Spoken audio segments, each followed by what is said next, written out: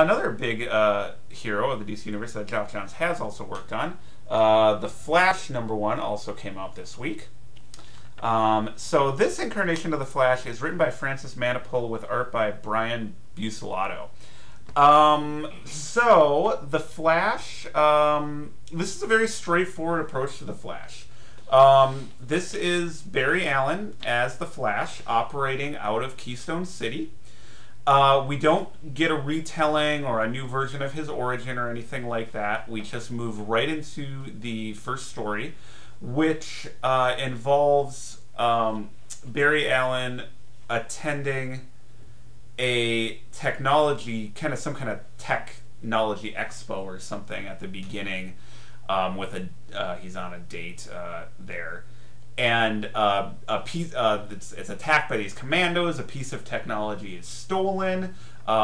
He transforms into the Flash and goes after the bad guys who've stolen this piece of technology. It turns out one of these bad guys, one of these agents who's stealing this, is an old friend of Barry Allen's who is accidentally killed during this pursuit. So Barry Allen has some guilt over that until the friend turns up later alive, and there's another twist at the end that indicates there's a bigger story going on with this friend of his and the technology that they stole. So there's no real radical invention of the Flash character here. It's and as I said, unlike Aquaman, there's really no kind of mission statements or anything like that. It just kind of jumps into telling the story, and I really liked it. I liked that about it. I liked that it was it jumped right into the adventure. I liked that it was a very straightforward approach to superheroes. I thought it had very nice art by Brian Buccellato. He does a lot of experimentation with the page, a lot of inventive layouts and things like that. Some of that I did think was a little much, to the point where it sort of obscured the flow of the story and slowed down the story a little bit, which you certainly don't want in a book like The Flash. But for the most part, I really liked the look of it.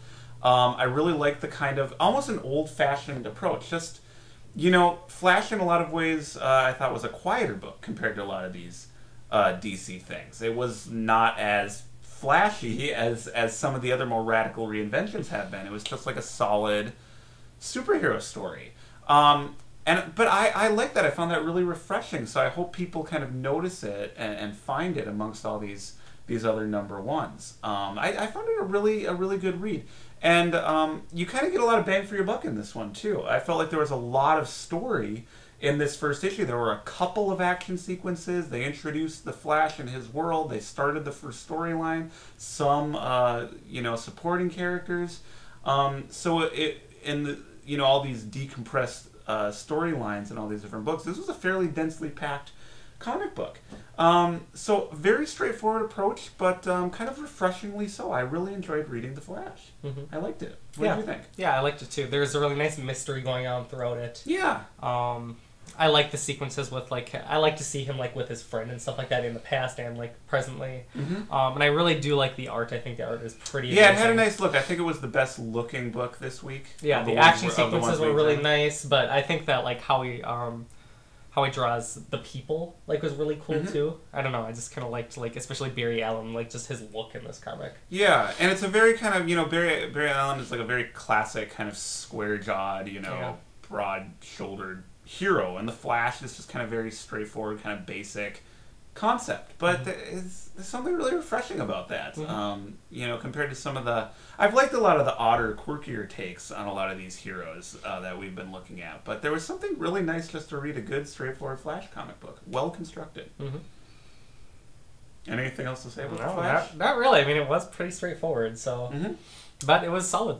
Yeah, I mean, to me, that's a selling point. I really enjoyed that it was just kind of a more straightforward take on the character. So I hope people notice it in the midst of all these other books that are going to be getting a lot more attention potentially. This is the example of something that, because it's part of a bigger event, it's kind of a quieter story, it might kind of get lost. Whereas if it had kind of launched maybe on its own when there wasn't so much else going on, it maybe would build more of an audience. But who knows? Maybe, it'll probably be a huge success out of the gate. Yeah, I mean, coming out of Flashpoint, which is less. Yeah, I mean, I think a lot of people are looking at this. Well, good. I hope they do. So I hope it's good. It's one of my favorites.